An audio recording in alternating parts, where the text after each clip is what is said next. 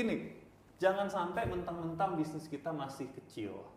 Berpikir Tapi kita ini terlalu, ya ini kadang-kadang terlalu rumit, terlalu kecil, terlalu itu mah nanti aja. Nah ini banyak nih gue temuin. Gitu.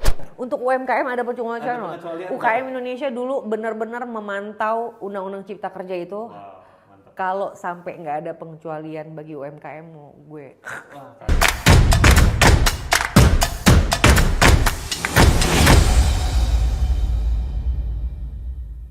Halo semuanya, kembali lagi di channel Tanya Kasem. Kali ini adalah episode lanjutan ngobrol-ngobrol bareng Mbak Dewi Mesari. Terima kasih Kak saya. Teman-teman kebetulan mendaratnya langsung ke episode 2 ini. Gue mau info bahwa sebenarnya ada episode sebelumnya di mana kita lebih bahas soal Masalah SDM. masalah makro tentang UKM Iya. yang sebelumnya ya, kita ngomongin ada berapa banyak UKM yang omsetnya itu di atas 2 miliar dan seterusnya. Itu seru banget ya, karena ini nuansa baru di konten gue. Dan gue juga ngomongin soal keresahan gue terkait dengan salary structure atau gaji yang kemahalan di market zaman now ya. Jadi silakan kembali ke episode 1, tapi kalau mau langsung ke episode 2 juga nggak apa-apa, karena di episode kali ini kita akan spesifik ngomongin apa sih masalah-masalah yang terjadi di UKM berdasarkan pengalamannya Mbak Dewi, terutama yang berkaitan dengan SDM atau sumber daya manusia. Sebagai konteks, Mbak Dewi Mesari ini punya banyak pengalaman dalam mengkurasi UKM yang ada di Indonesia. Nah, hasil kurasinya itu ada yang dibantu untuk dicarikan investor gitu ya, sehingga ini kurasinya benar-benar harus serius. Kalau enggak nanti yang nggak dapat investor ya. Ada yang dapat, ada yang nggak dapat. Nah, kita mau dengerin apa sih yang membuat jadinya dapat, ada yang nggak dapat, dan terutama masalahnya seputar SDM. Silakan Mbak Dewi, apa nih yang boleh ceritain sedikit nggak soal yang tadi kurasinya itu? Iya. Jadi misalnya kita selalu supaya kegagalan itu tetap punya manfaat. Itu kan kita ngambil pembelajaran dari situ ya. Betul. Jadi gue mau nyeritain yang kasus gagal dulu ya. Oh benar. Gitu ya. Boleh. Jadi kasus gagal ini tuh yang paling ekstrim itu adalah guenya itu kurang kurasi di dalam hal validasi potensi pendapatannya dia, yang dia bilang ke gue bakal ada calon buyer berapa sehingga butuh modal kerja sekian. Dan ternyata SDM pendukung untuk bukan hanya mengerjakan order, tapi administrasi dari order tersebut. Oke. Gitu. Jadi ketika teman-teman ngomongin project nilainya di atas 1M atau entah itu permintaan ekspor atau apapun, harus sudah siap, pasti banyak kertas yang harus diurusin. Oke. Ya kan? Kertas ya kan? Dari kontrak, sebelum kontrak quotation dulu deh, quotation penawaran awal dulu, ya kan? Terus kemudian sampel dokumentasi pengiriman sampel. Terus kemudian naik ke kontrak. Isinya kayak gimana, termin pembayaran, standar mutu dan lain-lain. Habis itu penyelesaian transaksi. Ya kan? Kalau ada yang nggak lancar di sini, maka akan terjadi dispute. Ya kan? Terjadi dispute, ini kasus yang pernah gue bersamai itu sampai terjadi dispute. Diusut kena usut. Karena masalah kertasnya ini, masalah administrasinya. Waktu deal di awal nggak pakai kontrak. Oke. Jadi cuma pakai quotation. Oke. Sehingga foto gambar yang dianggap oke, kayak gimana produknya nggak ada di situ. Oke, nggak ada standarnya. Nggak ada standar. Yeah. Sehingga ketika buyer terima barang jadinya, barangnya, kan dia jadi bisa berpersepsi, ini nggak sesuai sama yang saya bayangkan, gitu. Ini harusnya lebih serong bagian apanya gitu. Okay. Nah, di situ pas aku tanya breakdown lagi, barulah jadi nanya timnya emang gimana, bla bla bla. Ternyata memang nggak ada tim yang ngerjain bagian itu. Jadi desainernya, jadi co-foundersnya ini tuh dia desainer. desainer. Dia kreatif lah. Iya. Gue nggak usah sebutin jenis produknya iya. juga ya, supaya menghormati beliau. Jadi dia emang desainer. Jadi dia pembuat jago lah di situ. Nah terus di bagian begitu-begitunya dia lemah. Jadi gitu. nggak ada support dari timnya yang untuk lain memanage administrasi, proses kerjanya gitu. Padahal produk itself udah bagus banget. Menurut gue sampai gue mau willing to help ya kayak I spend like many hours karena menurut gue produknya tuh udah keren banget gitu. Menurut hasil desain itu bagus gitu ya. Nah jadi di situ sampai akhirnya gue ngerasa ini nggak bisa sih kalau belum dibenahin di transformasi mampusan organisasi sebagai entitas bisnisnya tuh ini aku akhirnya menyerah. Aku nggak bisa gitu. Aku sempet karena ini aku udah yakin dan aku udah belum bawa dia, tapi aku menceritakan case-nya ke teman aku yang udah investor mampus tajir gitu ya. Aku ceritain detail kasusnya, terus kata teman aku juga nggak bisa. Akhirnya disitulah aku ngerasa oke, berarti kalau mau buka jual saham, mulai UKM mau tumbuh lebih cepat dengan cara sedikit mengadopsi caranya startup gitu ya, mulai ngebuka ownership dari luar agar ada orang lain yang punya saham di kita. Positifnya apa? Positifnya akan ada orang luar yang nanyain. Jadi kayak dokter ya? Ya kan nanyain gimana omset tahun, gimana reportnya. Nah, kalau lu mau bertumbuh, lu butuh ada orang yang kayak gini. Men-challenge. Men-challenge every month, every semester gitu. Gue cut dulu nih, supaya teman-teman nggak salah paham ya. Kalau misalkan yang mikir, tapi gue nggak mau membagi-bagi perusahaan gue ke investor lain, gue udah cukup kok sekarang gitu ya. Ya nggak apa-apa juga. Tetapi tadi tuh poin pentingnya adalah lo harus punya orang yang men-challenge bisnis lo, cara kerja lo, supaya lo naik kelas. Intinya di situ. Jadi lanjutin nonton videonya, maksud gua gitu ya. Benar. Jangan berpikir kalau ini buat orang yang mau nyari investment gitu. Bukan. Ya. Tapi kebetulan dengan adanya mindset kita yang seperti itu, jadinya kita terus men-challenge kita punya usaha. Iya. Gitu. Karena biasanya UKM yang nggak ngebuka ownership for others, dia hire coach. Benar. Dia bayar business coach. Betul, banyak tuh yang nawarin tuh. Iya kan? Gue ditawarin business coach supaya jualan jasa mereka ke member gue juga beberapa kali kan. Nah, cuma kan business coach ini benar-benar fungsinya men-challenge kamu dan kamu bayar mereka. Kenapa enggak? Lu undang, ini opsi aja. Ini opsi aja. You can consider each mana opsi yang works untuk kamu karena setiap orang punya perjalanan bertumbuhnya masing-masing gitu ya. Nah tapi aku pengen mengenalkan opsi lain gitu loh Kak Sam gitu. Ada opsi ini, ada orang yang naruh duit ke lu justru. Bukan lu bayar setiap bulan nih. Dan karena dia naruh duit ke lu, terpaksa bertumbuh. Dia pasti kepo kan nanya apa kabar lu gini-gini ya. Lu nggak bener ngelola ini, jangan-jangan dia jadi pengen yaudah deh, ini kamu coaching sama saya dulu, saya ajarin. Ternyata kamu salah nih softwarenya, misalnya gitu. Benar. Bener nggak? Dan kalau kita terbuka dengan itu, maka kita kayak nyemplungin diri kita ke kolam yang lebih banyak penderitaannya, gitu loh. Tapi maknai penderitaan itu sebagai proses yang memang siapapun butuhkan kalau mau jadi gede. Nggak ada yang nggak menderita. Gue pun menderita kalau lo lihat ke dalam proses gue gitu loh. Ya dari bangun sampai tidur kan kita mikirin bisnis kita. Betul. Dan kita ditanyain klien, ditanyain investor. Ini gimana. Itu pressure. Ada pressure di gue. Tapi pressure itulah yang membuat gue nanyain lo, Sam gimana Sam. Akhirnya kita bergerak.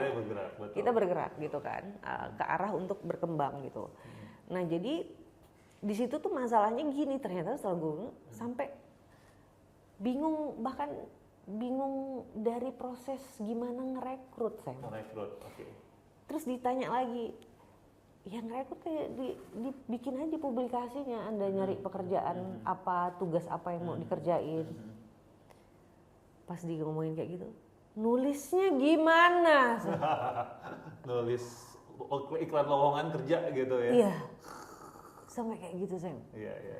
Wah, kalau udah sampai kayak gini mah gue kagak bisa ya. Gue bilang kayak gitu. Ini mah gue harus ada partner yang emang ahli di bidang ini gitu ya. Dan sometimes beberapa UKM itu dia rendah diri kan, masalah minder kan. Iya, nanti emang ada yang mau kerja sama saya gitu Yes. kan. Iya. Kalaupun saya iklan nih Bu gitu ya. Iya. Nama perusahaan saya kan nggak terkenal Iya. gitu kan.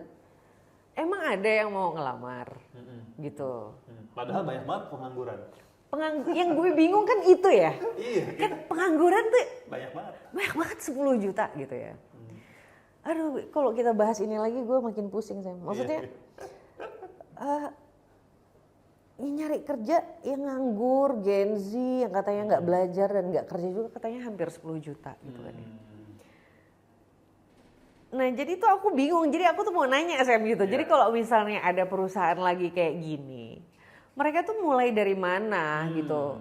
Ketika mereka mau nulis apa, terus mau merincikan daftar job desk yang mereka butuhkan untuk dia offer, itu pun kenapa sampai bingung gitu loh. Ini mungkin karena gue tuh teredukasi ya. Gue tuh alhamdulillah masalah SDM gue tuh lancar-lancar aja. Kalau lo lihat SDM gue tuh pada orang lama semua. Kalau sekali udah masuk tuh lama bareng gue gitu. Kita bolak-baliknya tuh bongkar pasang jarang sekali gitu. Nah dari narasi ngerekrut gue tuh alhamdulillah ngerti ya. Karena kita udah belajar lama di FEUI.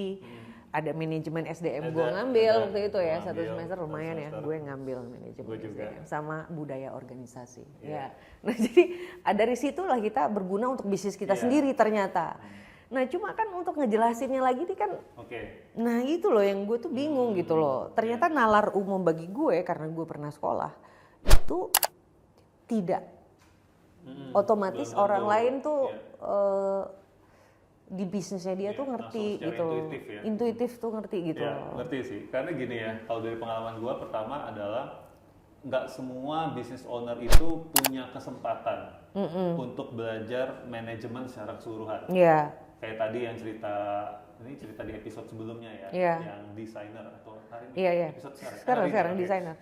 Yang misalnya yang desainer. Emang dia latar belakangnya desainer, tapi saya nggak tahu waktu dia belajar desain itu apakah dia diajarin juga manajemen secara keseluruhan gitu ya. Nah ini yang banyak terjadi nih, apalagi kalau misalkan orangnya emang misalkan kuliahnya sangat spesifik, bahasa Jepang misalnya kuliahnya, ya nggak belajar dong manajemen gitu kan misalnya. Mohon maaf, member gue banyak yang nggak kuliah. Nah atau yang nggak kuliah gitu. Nah jadi ini satu. Jadi sangat dimaklumi. Yang bagi kita mungkin itu intuitif, tapi buat orang-orang itu mungkin belum paham sama sekali. Iya, gitu struktur berpikirnya pun belum apa ya? Dapat gitu ya. Iya, belum nge-grasp gitu. Nah, karena itu di video kali ini mungkin gue bisa kasih gambaran sedikit gitu ya buat teman-teman yang bingung mulai dari mana. Yang pertama adalah kita harus mulai jadi kebutuhan bisnis. Jadi ini juga edukasi buat para HR di luar sana. Kalau kalian jadi orang HR, itu jangan mikirinnya HR-nya doang, tapi pikirin bisnisnya. Gimana tuh maksudnya? Contoh begini, kalau kita bisnisnya tadi masih ultra mikro, ya kan. Kalau omset belum nyampe 300 juta per tahun. Omset belum nyampe 300 juta per tahun. Berarti kan ini masih betul-betul mencari bisnis model, ya, lalu dasar banget. Ya otomatis sebagai owner kita harus merangkap semuanya. Iya kan? Kalaupun kita mau hire orang di saat itu, ya kita harus liatin betul-betul mana pekerjaan yang bisa saya delegasi, yang sifatnya rutin, diajarinnya gampang gitu ya, tapi makan waktu. Itu aja mikirnya, supaya saya bisa ngerjain yang lain. Oke, jadi paradigma pertama itu gimana caranya buat nambah waktu kita gitu ya? Buat nambah waktu saya sebagai business owner untuk melakukan sesuatu yang lebih strategis. Oke. Misalnya nih, misalkan gua jualan makanan ya, yang sifatnya snack. Contohnya jual risol misalnya dari belanja gue. Kalau gua sebagai business owner, harusnya kan gua lebih banyak waktunya untuk bagaimana memasarkan risol ini. Karena masih Umi tadi nih. Masih Umi nih. Berarti prioritasnya kan penjualan harus naik. Betul. Iya. Gua harus kolaborasi, harus cari opportunity untuk catering gitu kan, dan seterusnya gitu ya. Nah, sementara di situ ada juga proses operasional kan, yang sifatnya itu udah rutin. Belanja, ya itu aja kan risol gitu ya bahannya. Bahannya, listnya Ya yang udah harus gitu, dibelanjain beli itu. pasarnya di sini sama bapak atau ibu ini kan udah jelas tuh. Nah, hal-hal yang rutin seperti ini harusnya bisa didelegasikan, ya, karena itu nggak butuh pemikiran yang luar biasa cerdas gitu ya. Yang penting lu ikutin dan itu terus berulang. Nah, Tanya Kak Sam, boleh. tunggu, tanya Kak Sam. Ini student yang Boleh, sangat boleh. curious. Boleh. Kelemahan Umi yang masih mikro ini, mereka tuh selalu takut sama ngegaji orang bulanan. Nah, Ya kan, selalu ngaji Betul. takutnya nanti kok sayanya aja belum digaji Betul. sama perusahaan saya sendiri gitu. Gue mau nanya, di dunia dari pengalaman Kak Sam ini menghandle banyak perusahaan, itu umum nggak sih? Misalnya gue udah temukan nih yang rutin dan bisa gue delegasiin itu adalah belanja sama nyortir bahan baku ya, nyiapin. sampai tersiapkan, misalnya sampai wortel di dalam isiannya Udah risol siap. tuh udah dicincang misalnya, Iya, sampai kayak betul. gitu, udah sampai tercincang dan lain-lain, sehingga gue tinggal proses akhirnya meramu yang Iya, yang mungkin menentukan harus tingkat owner nih. ya harus owner karena Karena ngebumbuin taste. nih Iya. tes urusan gua gitu misalnya. Nah, normal nggak sih kalau misalnya bagian tadi itu deh yang gue delegasiin, tapi gue bayar per kegiatan aja. Normal banget. Ya itu Jadi kayak misalnya, Pak Anu tolong beliin saya ini, tetangga misalnya gitu ya, tetangga misalnya, atau satpam atau whatever. Tapi nanti sekalian dicincangin ya, gini. Iya. Saya bayar 50.000. Saya bayar 50.000 gitu. Itu gimana? Itu Bisa banget karena ini orang tuh banyak mikir, wah kalau saya punya tim berarti saya harus rekrut in-house. itu yang salah banget itu pikirannya. yang ditakutin. Betul. Ngerekrut tim itu adalah bisa juga sifatnya adalah tadi per kegiatan atau untuk misalkan seminggu sehari, seminggu 2 hari gitu ya. Itu boleh Tergantung juga. jadwal yang Iya, kita buat ya. Betul gitu. Udah nggak usah mikirin, tapi kan nanti ada upah minimum provinsi lah, apalah segala macam. Enggak, itu semua di undang-undangnya ada pengecualian kok. Ya. Untuk UMKM ada pengecualian Ada loh. pengecualian, UKM Indonesia dulu benar-benar memantau Undang-Undang Cipta Kerja itu. Wow, mantap. Kalau sampai nggak ada pengecualian bagi UMKM mau gue. Wah, kacau. Tapi sih. alhamdulillah ada. Ada Jadi pengecualian. jangan takut lah masih omset di bawah Iya, 15 M masih- setahun udah mikirin UMP udah nggak usah. Iya, betul ya. Kalau mau bagi-bagi rezeki silakan. Iya, gitu ya. silakan. Tapi kan sustainability bisnis juga harus dipikirin ya. Iya. Nah, sama manfaatkanlah keluarga ya segala macam itu yang bisa dipercaya. Yang bisa dipercaya. Iya. Nah, yang kedua adalah profesionalisme mesti dijaga mumpung dari kecil usahanya. Dari Umi, Dari Umi, ya. Contoh kita hire sanak saudara, kan. Tugasnya udah jelas. Kan tadi harus jelas ya tugasnya ya. Ini SOP-nya mesti jelas tuh ya kan. Pokoknya kamu ini. Nah, kalau dia sering melakukan kesalahan, hitung kesalahannya. Oke, hitung, dicatat. Oh, hari kamu ini ada tanggal kesalahan ini. ini, satu udah saya tegur. Oke. Terusnya habis itu 2 minggu kemudian kesalahan yang sama berulang. Ini kok dalam sebulan kesalahan sama bisa 4 kali ya? Ya kita langsung kasih feedback. Misalkan nih ponakan kita gitu, Dek, kamu ngelakuin ini 4 kali kesalahan dalam seminggu, ya. Ini nggak bisa loh kayak begini. Ya feedbacknya kita ya sederhana aja. Ayo diperbaiki. Minggu depan jangan sampai ada kesalahan lagi ya.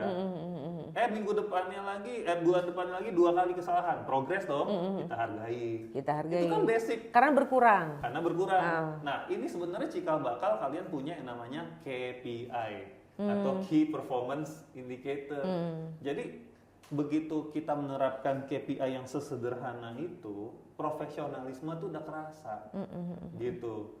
Jadi bukan berarti KPI itu milik perusahaan besar. Even Umi yang kita tadi bilang untuk penyiapan risol aja bisa di KPI-kan. Dari situ kita tegas. Wah, kamu udah 3 bulan berturut-turut saya kasih kesempatan tapi masih salah-salah terus nih. Kayaknya saya nggak bisa deh sama kamu. Gitu. Nah, ketegasan itu harus ada. Kenapa? Karena banyak sekali yang terjadi. Ini ceritanya agak berbeda dari Umi ya, dia terlalu baik hati, nggak tegas hal-hal seperti itu, nggak enakan juga, orang Indonesia tuh nggak enakan. Terusnya perusahaannya beruntung nih dan opportunity-nya nggak dapat gitu, dia berhasil mendapatkan opportunity-nya gede tiba-tiba, wah gede, jadi naik kelas tuh, kayak kelas SMP misalnya. Akselerasi dari SD kelas 3 langsung. Itu banyak terjadi. Tapi ini orang yang di sini kadung udah dipiara nih, sehingga waktu dia makin gede, ini bisa jadi pesakitan, bisa jadi virus, gitu. Karena dia punya etos kerja, punya kinerja, malah menghambat orang-orang yang lain. Nah celakanya lagi banyak terjadi, karena dia udah punya banyak uang sekarang, dia udah berani hire orang dari luar kan, dia bayar hire orang dari luar. Orang dari luar nggak betah karena orang lamanya. Iya, itu yang... Pernah dengar cerita seperti itu? Ya kan? Karena kita dari awal tidak membangun, nah nih, kunci ketiga, budaya kerja. Iya. Jadi tadi KPI, ada ukuran, tetapi juga ada kita translate kepada budaya kerja. Budaya kerja itu kebiasaan, norma-norma, nilai-nilai yang kita terapkan. Kalau enggak perform, kita mesti ngapain? Mesti ajarin, kan gitu ya, bukan mesti pecat ya, mesti ajarin. Itu udah harus jadi budaya. Jadi fungsi leader, fungsi business owner, betul, pakai waktunya jadi untuk ngurusin orang. Kayak gini-gini jadinya gini, kan, karena kan meriksa kan butuh waktu. Gue ngoreksi, gue kan dosen juga ya, ngajar masih 1 kali mata kuliah. Ngoreksi, meriksa itu tuh makan waktu. Bener. Tapi kita akan menuai hasilnya itu lebih enak gitu. Karena kalau kita nggak pernah periksa, nggak pernah kita kasih feedback, dia akan di situ-situ aja. Bukan berarti bisnisnya nggak bisa berkembang. Bisnisnya saya lihat pernah ada yang bisa berkembang, ya, karena bagus banget produknya dan segala macam. Tapi yang ini dibiarin, budaya kerjanya begitu, jadinya virus. Menjalar, bikin orang bagus keluar. Gitu. Ya, karena mereka merasa gue orang yang lama, gue udah merintis dari awal sama mereka, sama business owner ini, tapi kok ya business owner nggak enakan lagi, nggak boleh mecat. Tapi kan dia orang lama, udah dari kita dari zaman dulu. Wah ini banyak banget gue temuin di perusahaan keluarga yang turun-temurun. Generasi kedua, generasi ketiganya ngomong ke saya gini, tapi kak saya mohon maaf nih, kalau yang ini tuh dia udah ikut orang tua saya dari kecil, dari dulu, tapi ya udah segitu-segitu aja emang ininya, ilmunya, kapasitasnya. Yaudah yang ini nggak usah diapa-apain deh kan. Ya kalau dia nggak diapa-apain, yang lain masalahnya kagak betah. Gimana dong ya itu ya? Itu jadi, aduh. Jadi gini, jangan sampai mentang-mentang bisnis kita masih kecil. Berpikir ini terlalu, ya kadang-kadang terlalu rumit, terlalu kecil, terlalu itu mah nanti aja. Nah itu, ini banyak nih yang gue temuin. Gitu, even dari awal saya berkomitmen bentuk PT, ya berkomitmen bentuk PT, saya hire 1 orang, ya orang itu udah saya treat seperti saya waktu kerja di bank, yang dimana sistemnya, apanya itu ya rapih gitu, padahal baru punya 1 orang pegawai. Iya, waktu itu baru bikin PT pertama kali. Iya, karena kan saya harus kasih tahu dia ekspektasi saya apa dan segala macam. Sementara kan banyak UMKM itu yang datang, orang yang datang, kamu mau kerja nggak? Mau, iya udah, yang penting kamu mau kerja, ayo datang. Iya kayak gitu kadang-kadang KPI-nya. Dan gue pernah dapat bocoran halus nih ya. Gimana ya ngomongnya? Gimana supaya business owner ini juga nggak nyelip-nyelipin tugas pribadinya dia. Oh iya. Jadi ada suatu kesempatan kami tuh ada program lah yang dampingin gitu. Terus si konsultan aku tuh lapor ke aku, ya ini gimana bu? Tuh. Masa tugas skripsi sama tesisnya dia disuruh tim adminnya ikut ngerjain juga, ngetik-ngetik atau apa gitu ya, aku nggak ngerti lah, atau bikin daftar isi atau apa, aku nggak ngerti. Nah itu, ini kan nggak bagus sebenarnya kata konsultanku gitu kan, kata tim aku. Ya ini gimana juga ya ngasih taunya ya, karena sometimes orang Indonesia karena kekeluargaan, waktu ngerekrut dan lain-lain, kita tuh jadi bingung garis batasnya gitu loh Kak Sam. Betul. Nah ini tuh gimana ya, terutama sebenarnya aku nanya lebih ke buat aku juga. Iya. Aku tuh ngasih taunya gimana sih Kak Sam. Jadi itu angle masalah gue nih, sebagai pendamping, sebagai fasilitator komunitas ya. Pertama kita harus tahu bahwa semua dampak dari keputusan kita, perilaku kita, sikap kita itu ujungnya akan membentuk budaya perusahaan. Jadi kalau kita sebagai business leader atau owner ya, kita biasa mencampurkan itu, berarti kan nanti lama-lama budaya kerjanya si orang ini adalah gue juga nggak apa-apa dong kalau gue ambil sampingan pakai fasilitas kantor. Ngerti ya? Jadi kan karena gue diperlakukannya juga begitu nih. Gue kerjanya job desk-nya apa, tapi gue kerjaannya kerjaan pribadi. Nah masalahnya kan sometimes nih si job desk yang tertulis di sini ini kan nggak ada nih. Iya. Kan tapi lisan usah, nih, lisan. Nggak, tapi gini, misal nggak usah ada ya job pokoknya desk. kamu bantu saya lah, kita tuh produksi begini, saya bisa bayar kamu 4 juta sebulan misalnya gitu. Nggak apa-apa, tapi kan ini masalahnya udah jelas ya. Ada kerjaan pribadi yang nyampur ke situ kan. Ya. Nah, berarti kan itu akan membentuk budaya, berarti nggak apa-apa dong kalau saya juga ngerjain kepentingan pribadi saya. Nah gitu aja. Jadi si anak buahnya ini lama-lama juga akan berpikir seperti itu. Misalkan dia pakai akun Canva-nya kantor untuk proyekannya dia. Itu kan sebenarnya udah kecil-kecilan korupsi. Padahal itu fasilitas kantor tapi kamu pakai untuk proyekannya dia di luar. Dan bisa jadi saat dia melakukan itu pun dia nggak merasa bersalah, nggak merasa itu korupsi gitu. Iya, karena dia digituin. Iya, itu jadi suatu makanya norma jadi budaya. Jadi budaya di situ bahwa kayak gitu tuh bukan korupsi gitu. Betul. Nah, itu jadi itu hal yang obvious aja. Even nggak usah ada job desk itu udah common sense lah. Nah, mungkin kalau prakteknya, nih gue sama tim sosial media gue ya, Taufik ya, waktu gue nikah ya kan, gue minta bantuan ya Fik. Tapi gue bayar lu kan? Udah gue transfer ya? Karena di luar job desk. Kan di luar job desk. Jadi ya, side jobnya dia yang berasal dari elu sendiri. Dari gue sendiri gitu. Fik bantuin gue, ketunangan gue, acara gue nikah, tolong dieditin dan segala macam. Gue punya budget segini, lu bersedia atau enggak? Gitu kan. Ya gue tanya bersedia apa enggak, tapi budget gue cuma segini nih. Kalau dia nggak bersedia, ya gue cari yang lain kan gitu ya. Tapi ya puji Tuhan dia bersedia gitu kan. Mungkin takut juga. Ya, tapi dia pun ngerjainnya dengan profesional gitu kan. Gue bilang ekspektasi gue ini one day edit ya, langsung jadi one day edit ya dan segala macem gitu kan. Jadi itu boleh diterapin gitu untuk kita membayar di luar dari pekerjaan dia di kantor. Karena kalau kita ngomongin juga kaku job desk, tapi itu selama di kantor menurut gue juga nggak baik. Apalagi di usaha yang masih kecil ya. Job desk itu bisa sangat melebar karena kita masih sangat mencari bentuk gitu. Jadi hati-hati juga teman-teman untuk pembuatan job desk. Jangan sampai itu jadi membuat orang nggak mau kerja karena ada batas job desk ini. Itu kan bukan job desk saya, Bu. Betul. Ini yang paling ditakutin bisnis. Itu paling ditakutin. Makanya saya bilang begini, daripada buat job desk, yang penting buat aja job role-nya dulu. Bedanya apa? Kalau description kan berarti kan tasnya apa, ya. Tugasnya. Tapi tugasnya satu saya persatu. Mengiris, membeli bahan. Ya, kayak tadi lah mengiris bawang, beli ke pasar gitu kan. Tapi kalau kita sebutnya role, job role, peran kamu adalah mempersiapkan bahan baku dan mencari harga yang terbaik dari harga bahan baku tersebut hingga apa, misalnya gitu.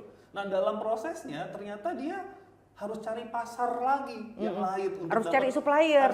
Karena harga terbaik, nyari harga terbaik tadi. Tapi kalau itu kita lupa tulis di job desk, kita bilangnya cuma satu negosiasi, kedua beli barang. Bahkan nggak ada negosiasi, tulisannya cuma membeli bahan baku. Bahan baku. Gitu. Lalu tiba-tiba kita bilang kamu cari supplier lain dong, cari pasar yang lain dong. Nggak ada di job desk saya. Ya kita gimana coba? Ya kan jadi bumerang. Oke, jadi mendingan latihan awalnya itu dari job role-nya dulu justru ya, perannya ya. Nah, tapi pengalaman pribadi ya, berarti artinya dia dipraktekkan ya, bukan cuma ngomong doang. Waktu gue hire my first employee, gue bilang role-nya dia adalah, lu akan ngerjain gado-gado, lu akan ngerjain semua hal, dan dari situ mungkin setahun 2 tahun, gue baru bisa bilang, lu akan fokus kemana. Ini boleh nggak? Boleh aja, asalkan dikomunikasikan, ekspektasinya jelas, ya. Karena waktu itu cuman gua dan dia, ya. Gua bilang, lu mungkin akan buat proposal, lu mungkin akan jadi account manager, lu mungkin juga harus bikin konten untuk sosial media gua, lu juga mungkin akan ini makan itu dan segala macam, atur jadwal. Gua bilang, lu mau terima nggak kondisinya begini? Tapi gue janji, gue akan pelan-pelan melihat di mana spesialisasi lu, jadi lu nggak begini seterusnya. Fair dong? Fair. Kalau dia mau, why not? Ya kan?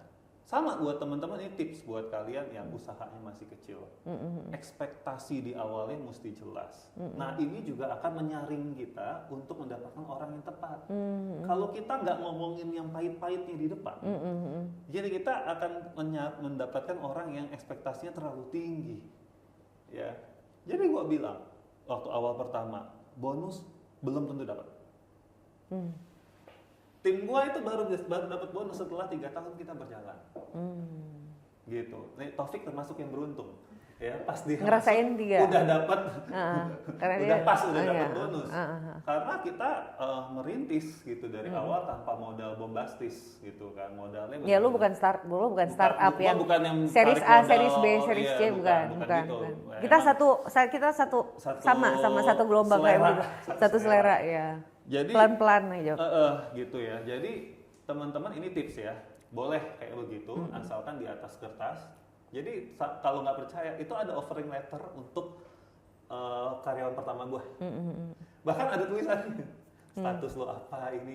Berasa belaga banget kan, kayak perusahaan miliaran aja udah ada offering letter ya, udah ada apa. Tapi ya itulah yang akan menjadi acuan kita kalau suatu saat kita lupa kemarin apa yang gue janjiin ya. Kalau dia menuntut, terus kita lihat enggak kok gue nggak menulis ini. Kalau menuntut, gitu-gitu tuh ya. Jadi jangan berpikir begini, masa kaku banget sih pakai kertas begini ditulis-tulis offering letter, padahal sama saudara sendiri, padahal sama ini. Jangan begitu. Budaya profesionalisme itu mesti dibangun sejak dini dan ditandai dengan hal-hal kecil seperti perjanjian tertulis. Jangan kayak tadi masalah yang gara-gara ekspektasi bayar sama ini gitu, ya, perjanjian dan segala macam. Itu penting. Jadi nggak ribet-ribet amat kok mulainya sebetulnya. Nanya lagi Kak Sam. Kak Sam, misalnya nih aku jelasin kayak barusan. Terus member aku ada yang lemes. Aku bingung nyusun kata-katanya gimana. Kalau misalnya harus mulai dari menulis, aku bingung mau menulis apa. Pokoknya intinya perannya yang begitu-begitulah. Kalau bahasa orang Medan tuh kebiasaan kan ada joke kita ya. Pokoknya kamu apa-apakan itu biar apa dia.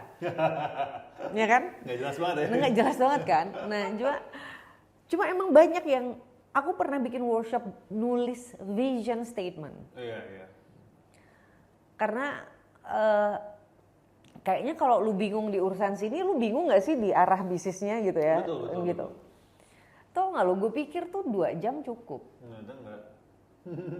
Ternyata banyak yang belum selesai karena emang mereka bingung ternyata gitu loh. Nah, jadi ketika saya butuh bantuan gitu misalnya mau nulis gitu, available solution tuh sekarang gimana ya?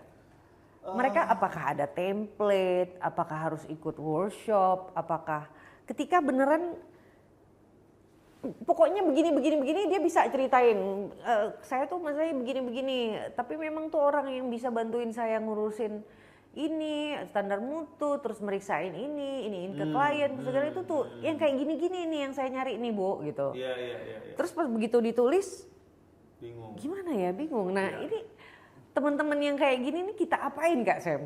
Pertama gini ya, kalau gua itu orang yang menghindari, bukan berarti salah, tapi menghindari untuk langsung kasih template. Oke. Karena begitu ada template, yang terjadi adalah pengkerangkengan pikiran ya. Iya. Itu yang lo takutin. Kita nggak terlatih, dan yang kedua jadinya nggak relevan dengan kondisi yang sebenarnya. Karena begitu ada template, orang akan lebih males untuk ngebenerin template-nya. Oh ini benar juga nih. Padahal kalau dipikir-pikir ini nggak dibutuhin, gitu. Jadi jangan mulai dari template. Mulailah dari logika berpikir dengan memahami proses by prosesnya. Jadi misalkan kayak tadi balik lagi kasus Risol ya. Iya Risol ya. Ya kita pikir aja simple. Poin pertama apa sih yang harus dia kerjakan? Satu adalah membuat daftar belanja. Kedua adalah pergi ke pasar. Kita tulis aja seperti orang yang bodoh gitu. Iya, tulis pokoknya selist-listnya dulu aja ya. Selist, tapi proses ya. Proses. bayangin dari sini urutannya kemana ya? Oh dia beli pasar, dari beli pasar nih, tapi Nanti ada dari pasar nggak langsung beli, negosiasi dulu negosiasi misalnya. dulu nih, Nawar betul, dulu. sedetail mungkin gitu kan. Udah Harus ngebandingin negosiasi, harga. banding harga, udah habis itu dia harus pergi ke beberapa tempat dulu untuk bandingin harga. Habis itu udah bayar. Nah, jangan lupa nih, habis pulang taruh dulu kembalian. Taruh kembalian di laci mana Laci gitu. mana gitu. Habis itu tulis lagi laporannya gimana. Bikin laporan tadi uangnya kepake berapa. Kan gitu ya. Habis udah itu baru nih cuci sayurnya, cuci bahannya dan seterusnya. Ini kan semua kan proses.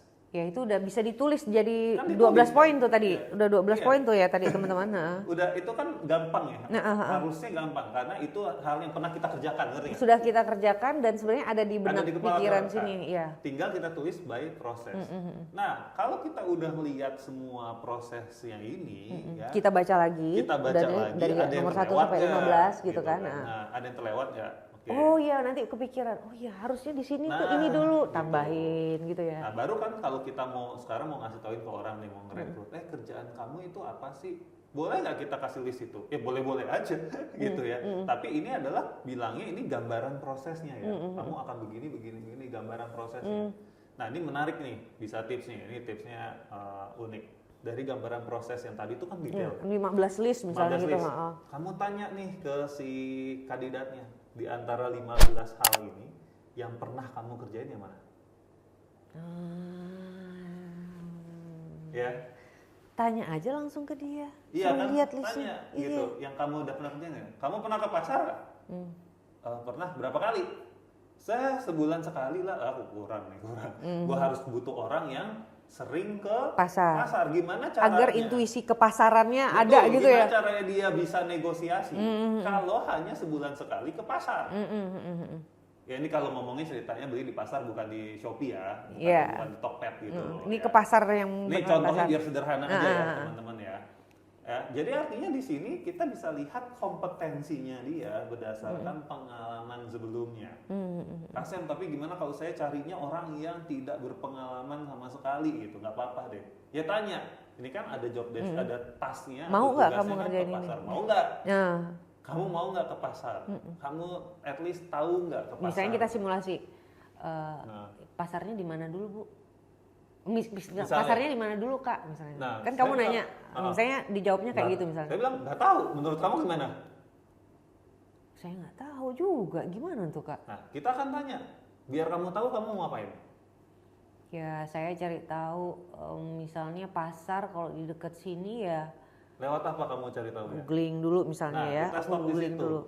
Berarti dia ada satu Misalnya aku kompetensi googling dulu gitu ya. di mana mau cari tahu. Bahasa kerennya itu namanya resourceful. Oke, bahasa kerennya Resourceful resourceful. namanya. Berarti kalau kita merekrut orang yang benar-benar dasar, nggak tahu apa-apa, nggak punya pengalaman apa-apa, salah satu kompetensi yang kita butuhkan adalah dia mau cari tahu dan tahu cara nyarinya gimana. Itu yang disebut dengan resourceful. Saya ke Google tadi.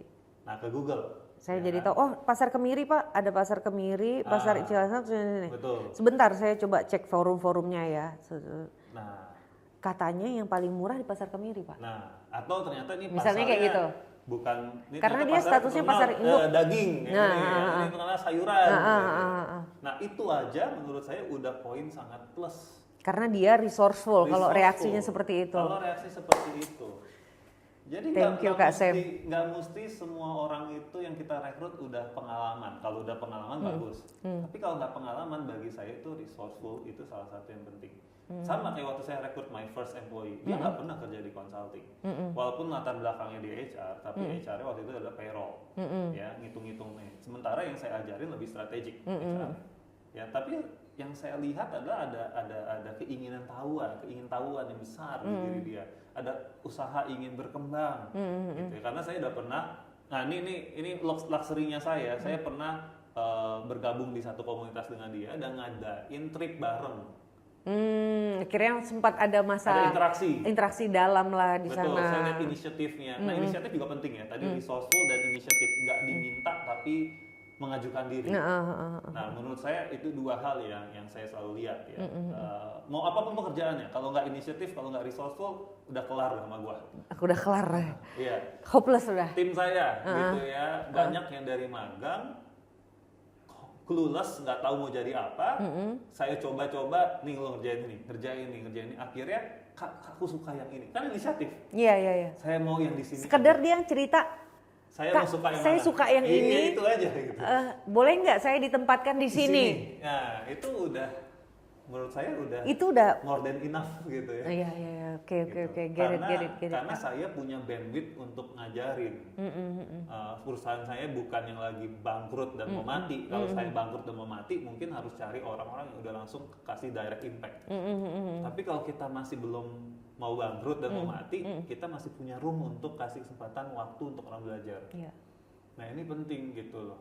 Ya. Nah, buat teman-teman juga kalau punya lingkungan, ya misalkan kalian punya di masjid gitu ya, lingkungan masjid segala macam. Arisan orang Indonesia itu ya, arisan keluarga. Dan kalau ada acara komplek. Kemarin lah korban komplek, gitu kan, ya. segala macam gitu, potong korban ini. Amati tuh orang-orang itu, mana yang dia orangnya inisiatif ya, padahal lagi nganggur loh ya. Nggak apa-apa, jangan melihat orang yang nganggur itu jelek. Belum tentu, bisa aja dia nggak tahu cara jual dirinya dan sebagainya ya. Atau sedang tersubung oleh rasa rendah hati, rendah diri. Gitu. Banyak loh orang Indonesia tuh masalah rendah diri itu. Jadi kalau misalkan di komplek kita ada yang belum kerja tapi dia kelihatan inisiatif tinggi dan segala macam, ayo gitu, diajak ngobrol aja dulu, di observe. Nah, itu untuk menghindari kita salah merekrut, karena tadi kita ngomongin soal mulai dari soalnya dari yang aku pernah hadapi lah ya, nih konsultasi ternyata memang dari kebingungan merekrut. Ya. Nanti kita buat kontennya ya di mana? Tumbuh ya. Nanti coming soon ya teman-teman.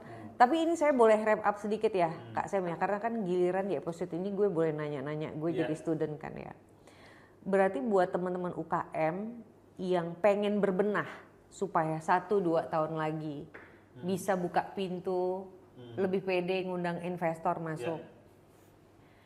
Itu bagi yang mau memperbaiki manajemen SDM-nya, pertama itu mulai dari menulis dulu berbagai proses. Jangan dari job desk. Pokoknya susun seurutan yang ada di pikirannya teman-teman, mulai dari situ.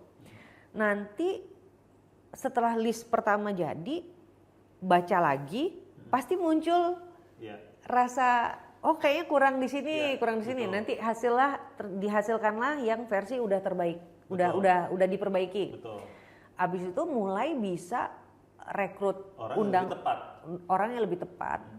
Tapi dalam proses merekrut ini, menurut aku poin terakhir Kak Sam tadi yang mulai mengobservasi. Jadi kayak walaupun belum bikin pengumuman di mana-mana gue butuh gitu-gitu, setelah ngebuat list, mata kita kan akan lebih jeli ngobservasi orang, ya kan? Gue butuh yang mana? Anaknya satpam gue mungkin. Betul. Ya kan? Atau mungkin yang biasa bantu bersih-bersih di masjid, ya kan? Atau apa kayak gitu. Nah, itu rekrutmen informal lah dalam kata gitu ya. Setelah kita observasi kayaknya masuk, ajak ngobrol gitu ya kan. Betul. Karena saya awal karir saya tuh rekruter. Udah ngerekrut seluruh Indonesia berbagai macam posisi. Jadi saya udah terlatih untuk mata saya tuh ngelihat talent gitu ya. Lo udah ketajem ke mata lo tuh. Bahkan sampai gue pernah di Bandung, waktu itu gue lagi ngerekrut di Bandung, terus ya gue datang ke satu kedai es krim, gue beli, terus ya ini orang ngelayaninnya tuh dengan senyumnya kayaknya tulus, terusnya ada hati melayani, paras ya secara tampilan juga dia memperhatikan tampilannya, dan langsung gue bilang, gue kasih kartu nama gue, ini kalau kamu bersedia, kamu bisa melamar di bank tempat saya bekerja sebagai CS atau teller gitu ya. Karena saya lihat kamu ada ketulusan dalam melayani gitu ya. Ya terserah, kalau kamu mau kamu hubungi saya. Jadi kita nggak tahu di mana kita ketemu talent partner kita kerja kemarin nantinya gitu. Kita nggak pernah tahu gitu.